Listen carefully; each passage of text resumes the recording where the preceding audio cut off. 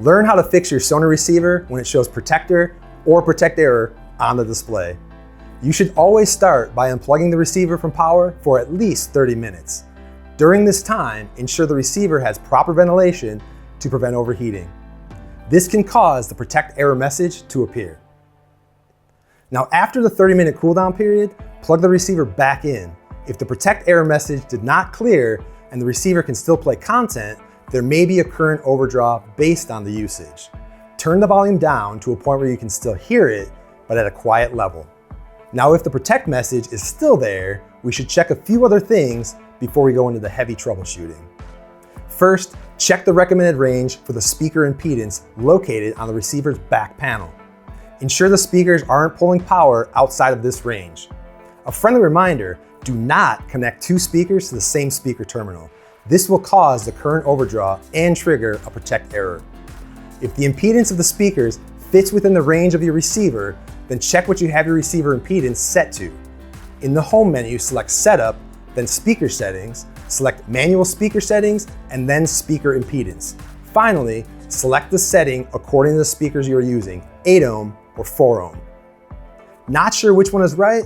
Well, if your speakers are all within nominal impedance of 8 ohm or higher, set the function to 8 ohm. When connecting other types of speakers, set it to 4 ohms. Now that your speakers are in the right range, let's make sure you aren't using the large speaker setting when you should be using the small. To do this, select Setup, then Speaker Settings from the home menu. Then select Manual Speaker Settings, and finally select Size. You may want to switch your speakers to the small setting if the sound is distorted or you hear lack of surround effects when using the multi-channel surround sound. This can also help with protect errors because the bass information sent to large speakers will not be sent. This extra information can possibly overdrive the current to that channel and cause your problem. If all that checks out and you still have the same issue, we can start with the fun stuff. Go ahead and turn the unit back off and remove all the HDMI cables connected to the receiver. Look at each port and see if there's any obvious damage or debris. Then check the cables the same way. If there is no visible damage on the HDMI ports, turn the receiver on and confirm the protect message is gone. If the message is cleared, check all your HDMI cables by connecting them one by one until you find the one causing the issue. If you find one, try it in another port. If it works in a different port, it could be the receiver issue, but always try a new cable before sending your receiver to service. If even with all the HDMIs unplugged, you still see the protect error, you will need to check the speaker wires. Now, pro tip, this is a good time to label all the wires if you haven't done so already. Turn off the receiver and make sure each wire is only in contact with a single terminal. If you see one that may be in contact with a second terminal, start there. Fix the wires and test the unit again.